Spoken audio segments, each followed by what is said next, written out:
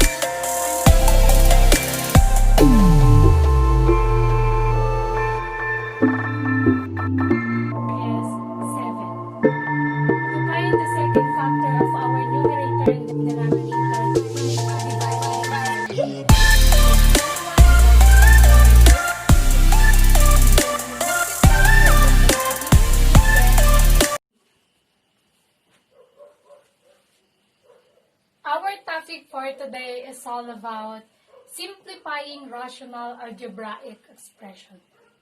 In simplifying rational algebraic expression, it is considered to have three columns. These three columns includes the rational number, and the rational number is always our given. The second one is the factors of numerator and denominator of our rational number. And the last column consists of simplified form by cancellation of the factors of numerator and denominator of our rational number. So let's have an example.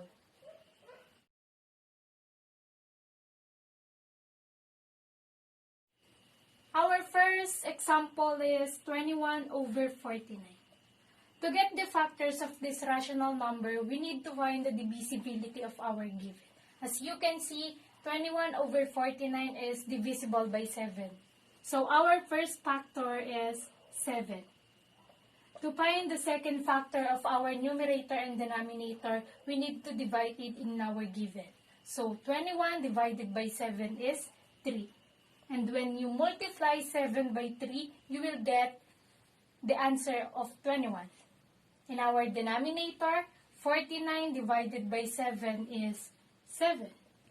When you multiply 7 by 7, you will get the answer 49. So now that there is common in our numerator and denominator, we can cancel 7. And the remaining number is 3 over 7. And 3 over 7 cannot be factored out. So the simplified form of our given, which is 21 over 49, is 3 over 7. We will proceed to another example. Our second example is 18 over 36. There are some cases in our rational number that have multiple divisibility. In this case, 18 over 36 can be divisible by 9 and at the same time 6. If it is the case, we will only choose one divisibility because if we will choose 9 or 6, the answer is just the same. We will use 6 as our first factor. Same procedure to get the second factor. You will divide 18 by 6. 18 divided by 6 is 3. When you multiply 6 by 3, the product is 18. In our denominator, 36 divided by 6 is 6. When you multiply 6 by 6, the product is 36. So now we can cancel 6 on our numerator and 6 in our denominator. Our answer is 3 over 6. We can still simplify this rational number by dividing it by 3. 3 divided by 3 is 1.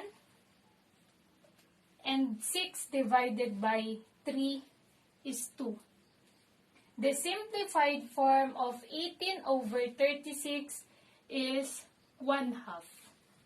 We can still have another example.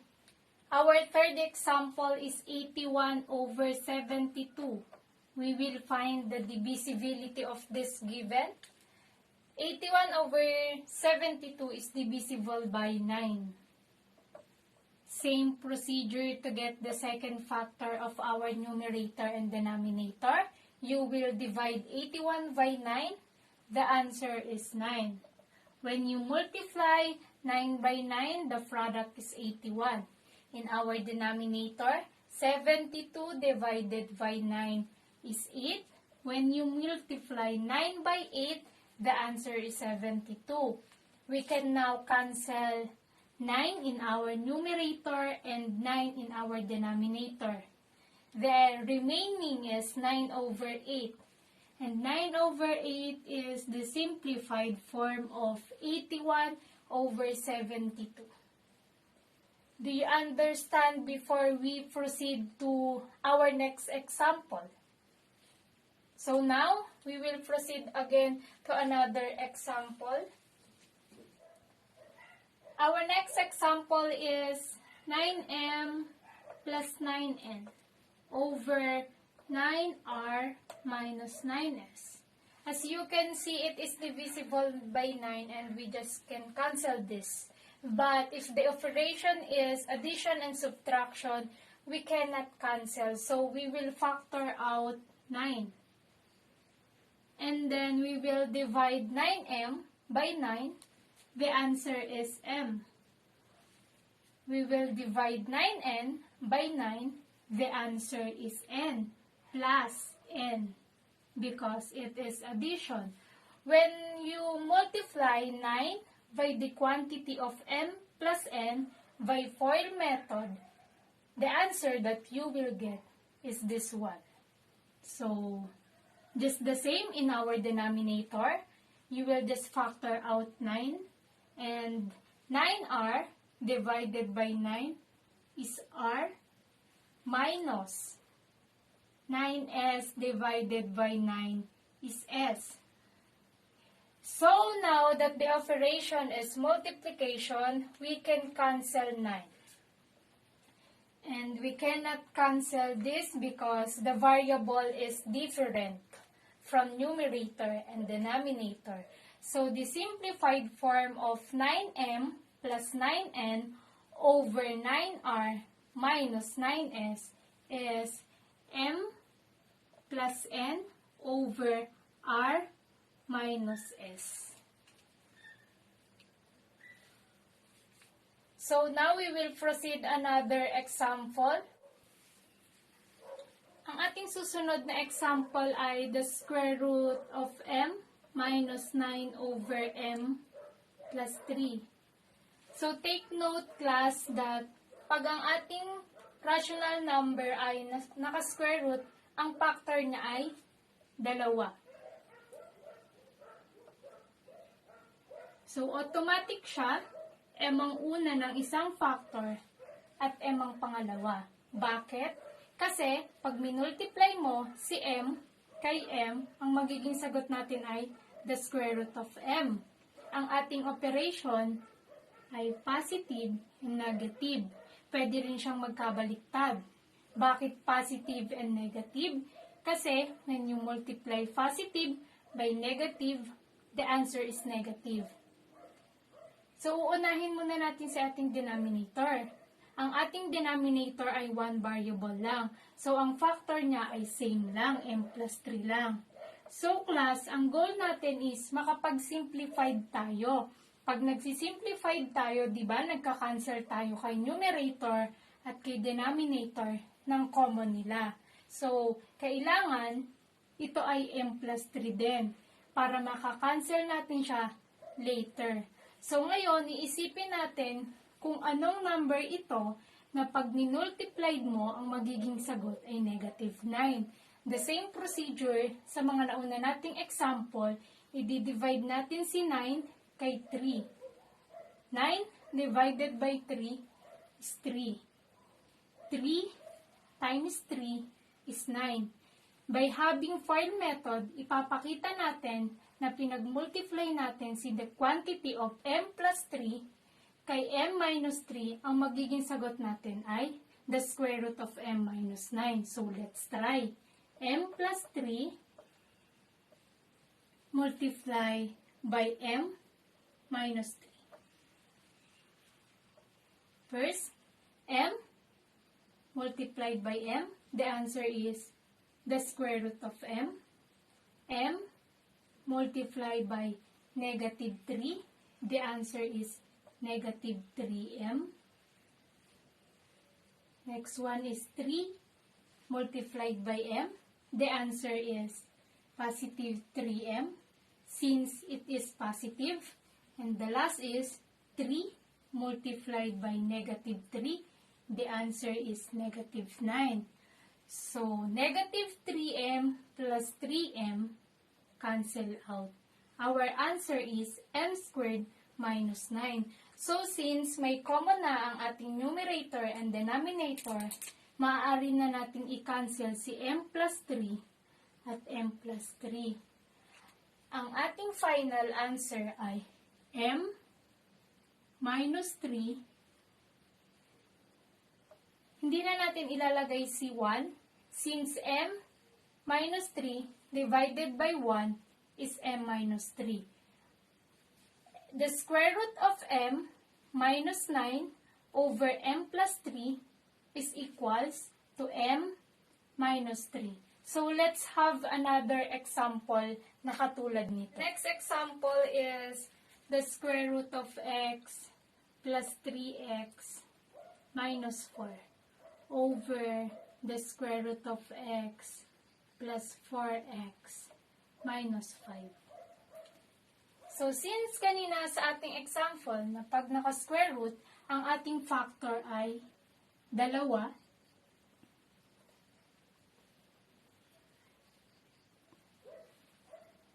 kailangan, class, may quantity siya. Kasi, pag hindi siya naka-quantity, magiging iba yung sagot niya pag minultiplied mo siya. So, ibig sabihin, ito ang magkasama, yun ang magkasama. Ito ang imumultiply mo sa kabila. Pag quantity, it is considered na ang operation ay multiplication.